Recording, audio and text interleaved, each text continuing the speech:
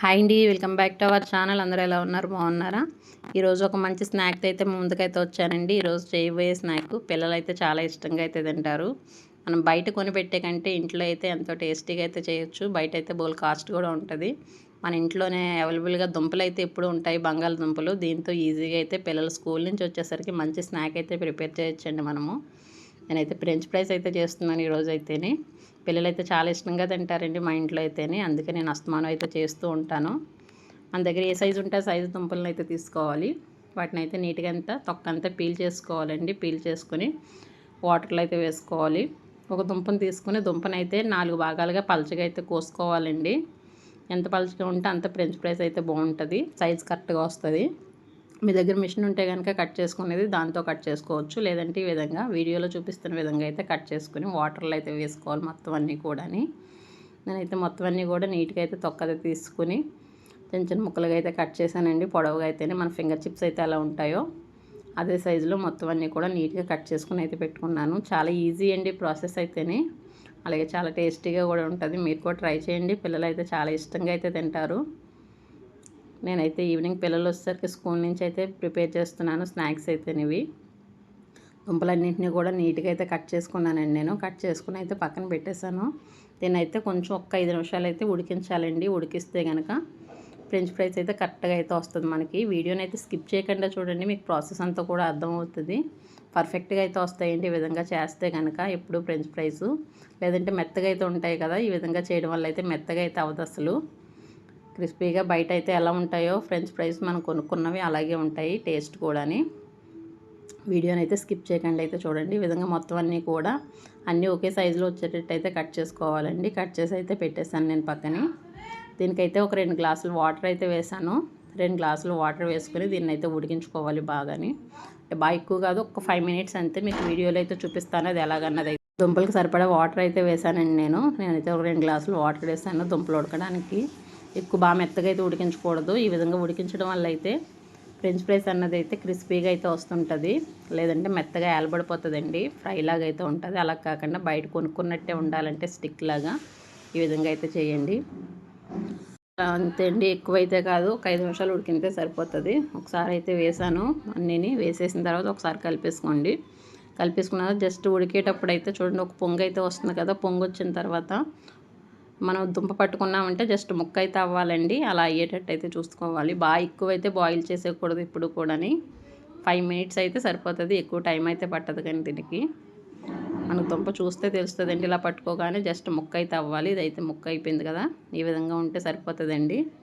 ఈ విధంగా ఉన్న తర్వాత అయితే మనం అయితే దింపేసుకోవాలి. వెంటనే మనం ఇలా అనగానే ముక్క అయితే అవ్వాలి. వంగుతుంది ఒక్కొక్కసారి అయితేనే, వంగకుండా ఇలా అనగానే ముక్క అవ్వాలి. చూడండి ఈ విధంగా ముక్క అయితే అయిపోయింది కదా.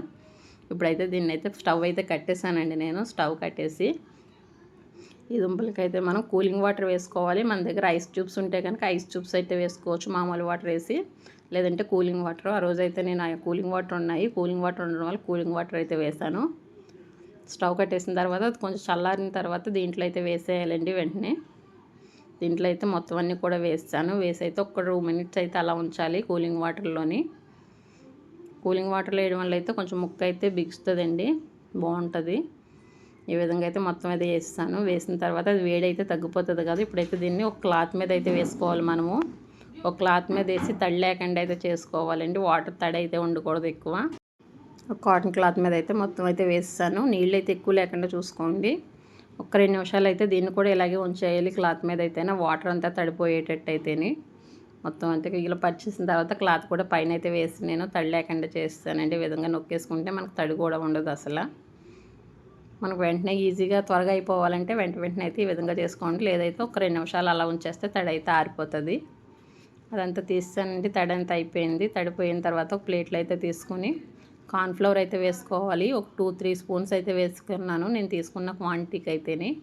ఎక్కువైతే కాదు, ఒక 2-3 స్పూన్స్ అంటే జస్ట్ అలా జల్లండి కార్న్ఫ్లవర్ని అయితే. చూడండి తడి లేకపోవడం వల్ల అయితే ఇలా ఉంటుంది. తడి ఎక్కువ ఉంటే ముద్దలా పేస్ట్ లాగా అయితే అయిపోతుంది. తడి లేకుండా అయితే చూసుకొని ఈ విధంగా అయితే కలిపేసుకుని పక్కన పెట్టుకోవాలండి. దీన్ని ఇప్పుడైతే డీప్ ఫ్రై అయితే చేసుకోవాలి. స్టవ్ మీద అయితే ఆయిల్ అయితే పెట్టేశాను. ఆయిల్ వేడైన తర్వాత మీడియం ఫ్లేమ్లో అయితే పెట్టుకోవాలండి. బాగా హైలోనే కాదు, సిమ్లో అయితే పెట్టుకోకూడదు ఎప్పుడు కూడా. మీడియం ఫ్లేమ్లో పెట్టుకుని వీటిని అయితే వేసుకోవాలి. కార్న్‌ఫ్లోర్ అయితే కరెక్ట్‌గా వేసుకోండి. అలాగే పొటాటో చిప్స్ అయితే అవి తడి లేకుండా అయితే చూసుకోండి. క్లాత్ పెట్టుకుని అయితే నీట్‌గా తుడిచేసుకుంటే తడి అయితే ఉండదు అసలు.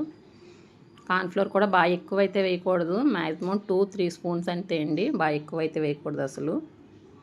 ఆయిల్ అయితే బాగా హీట్ ఎక్కిన తర్వాత స్టవ్‌ని అయితే మీడియం ఫ్లేమ్‌లో పెట్టి అయితే వేసుకోండి. అంటుకోకుండా అయితే ఉంటాయి లేదా అంటుకుంటాయి. దీన్నైతే రెండు వైపులు అయితే అటు ఇటు మనం తిప్పుకుంటూ రెండు వైపులు అయితే బాగా వేగించేసుకోవాలి. మంచి కలర్ వచ్చేంత వరకు అయితేనే. బాగా ఎక్కువ కలర్ అయితే రాకూడదు. మనకైతే తెలుస్తుంది కదండి కలర్ వచ్చేటట్టు అయితే చూడాలి. ఇది వేగేటప్పుడు ఆయిల్లో అయితే కొంచెం సాల్ట్ అలాగే పసుపు వాటర్ అయితే కొంచెం కప్పులు అయితే కలిపాను నేను, ఒక స్పూను కలుపుకొని ఆ వాటర్ని అయితే చల్లడం వల్ల కొంచెం కలర్ అయితే వస్తుంది. ముందు తడి అయితే చేయకూడదు. ఇలా ఆయిల్లో వేయడం వల్ల అయితే ఆ కలర్ అయితే కొంచెం పసుపు అయితే పడుతుందండి. అందువల్ల అయితే వాటర్లో కొంచెం జల్లాలి, ఎక్కువ అయితే కాదు.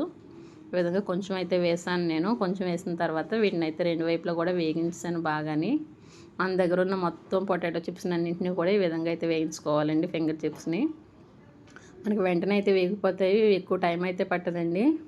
టేస్ట్ అయితే మాత్రం చాలా బాగుంటాయి. పిల్లలు చాలా ఇష్టంగా అయితే తింటారండి. చాలా హ్యాపీగా అయితే ఫీల్ అవుతారు మా పిల్లలు అయితేని. మన టమాటా సాస్ ఉంటుంది కాబట్టి టమాటా సాస్లో డిప్ చేసుకుని తింటే కనుక టేస్ట్ అయితే బాగుంటుంది.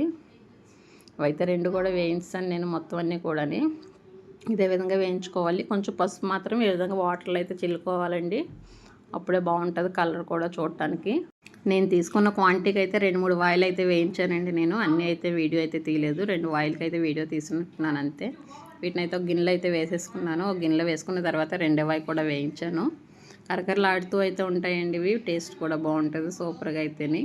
మరి మెత్తగా అయితే ఉండదు మనం ఈ విధంగా చేయడం వల్ల అయితేని.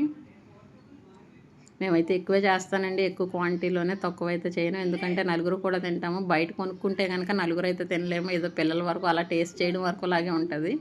ఇంట్లో చేసుకుంటే కనుక అందరూ అయితే తినొచ్చండి హ్యాపీగా అయితేని. ఇలాంటివి అయితే ఎక్కువ క్వాంటిటీ చేస్తుంటాను నేను. అవైతే త్వరగానే వేగిపోయినవి కూడా తీసి పక్కనైతే వేస్తాను నేను. వీటిలో కూడా మనకు కొంచెం ఉప్పు కారం అయితే వేసుకుంటే ఉప్పుగా కారం కారంగా అలాగే సాస్ ముంచుకుంటే కనుక టేస్ట్ అయితే బాగుంటుందండి. అందుకని కొంచెం లైట్గా సాల్ట్ కారం వేసి మొత్తం అయితే కలిపేసుకోవాలి బాగాని. మీకు సాస్ ఇష్టం లేదు అనుకుంటే మామూలుగా కొంచెం తీసుకొని పెప్పర్ వేసుకున్నా సరే బాగుంటుంది. నేను పెప్పర్ అది వేయలేదు కానీ కొంచెం సాల్ట్ కారం అయితే వేసానండి. వేసి అయితే ఈ విధంగా మొత్తం అయితే కలిపేసుకున్నాను. కలిపేసుకున్న తర్వాత అయితే మనం పొటాటో చిప్స్ అయితే రెడీ అయిపోయాయండి. ఫింగర్ చిప్స్ అంటారు, పొటాటో చిప్స్ అంటారు, అలాగే ఫ్రెంచ్ ఫ్రైస్ అంటారు. మీరు ఎలా కావాలితే అలా అయితే పిలుచుకోవచ్చండి. టేస్ట్ అయితే మాత్రం చాలా బాగుంటుంది. మీరు కూడా ట్రై చేయండి, ఖచ్చితంగా అయితే నచ్చుతుంది అందరికీ కూడాని. వీటిని అయితే టమాటా సాస్లో ముంచుకొని తింటే మాత్రం టేస్ట్ అయితే చాలా బాగుంటుందండి. మనం బయట కొనుక్కున్నట్టే ఉంటుంది. ఆ వీడియో మీకు నచ్చినట్లయితే లైక్ చేయండి, షేర్ చేయండి, సబ్స్క్రైబ్ చేయండి. Thank you.